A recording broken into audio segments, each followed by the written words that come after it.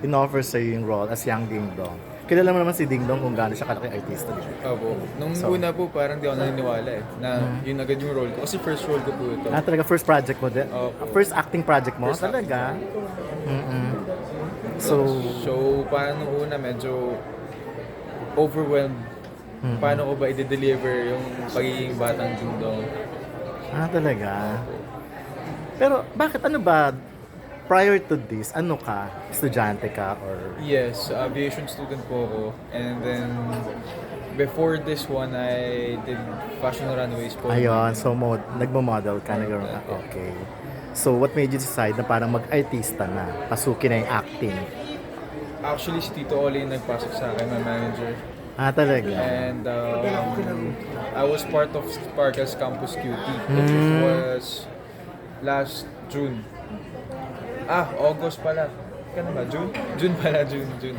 June. So, that time, I was part of Top 10. Then yung Top 10 yung nabigyan ng kontrata. So, after the contract, yun po, sinabihan ako na be ready for Master Gatter. And I did taping po around September na yata, if I'm not mistaken, or around November. First taping.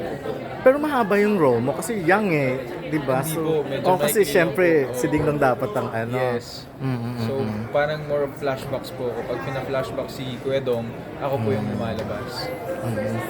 So, sino pang gusto mo makatrabaho sa GMA of Sa course? GMA, gusto ko maka-work si Charlie Fleming.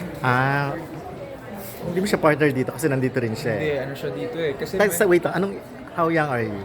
I'm 18 years old. 8. Parang ano din So, si Charlie, as far as I know, ang role niya dito is future. Sa future. Nasa future si Charlie. Ako nasa past. So, medyo never kami nagkasabay ng taping. Pero, ano naman kami, we're good friends naman. Wala ka pang nagagawa nagko-commercial ka ba dati? Or, kasi parang first time kitang nakita. Not yet po. Pero I did bench po. Now po, ambassador. Recently lang? Yes. Pero yung mga billboard or meron kang ganon? Billboard, wala. Wala pa? So talagang first exposure mo ito, if ever, itong ano? Yes. First Talaga? teleserye, first acting. Never kang nag-audition dati sa mga... Never po. Wala po akong idea kung ano pong meron sa showbiz talaga. But saan ka ba? Before po kasi magpipiloto talaga ako. Pero saan ka lumaki? Or Most of Dito- my life dito na po. dito lang? Maging pilot ang gusto mo? Maging pilot po. So, hindi mo naisip na magiging artista ka? Hindi ko po inasahan yun. At, I just took the shot nung nagkaroon ng opportunity. Then, ngayon po, it's going well naman. Yun yung maganda. So, ready ka naman for all the bashers and Ready intrigues? naman po, ready naman po. Sana po wala. Hindi may iwasan yun Pero siya. hindi may iwasan ako. Okay. Ano sabi ng parents mo? Sabi ng actually hindi ko pinalam noon nung pumasok ako sa Sparkle. Nakita na lang nila na nagpo-post na ako sa mga bench, ganun. Talaga? Hindi na alam na mag-art. Ganun po kasi ako eh. Pero magkasama kayo sa bahay ng Hindi parents mo? po, ang parents ko po nasa US at nasa Netherlands po. Kaya... Oo. Sa Florida po. Pero minor ka ba type? Paano? That time po, mag-isa po ako nung senior high na eh. 15 years old po yata ako. Ganun. Buti tinanggap ka kasi syempre dapat may ka. Parents. May, ano naman po, may... Meron naman parang sila. May sinayin po sila na, Eto na lang nung pumasok ka na dito. nung pumasok po ako. Hindi, ang ginawa ko po, actually, ewan ko kung pwede ko sabihin, parang meron po kasi akong pirma nila, so kinaka-copy-paste ko lang. Tandaan.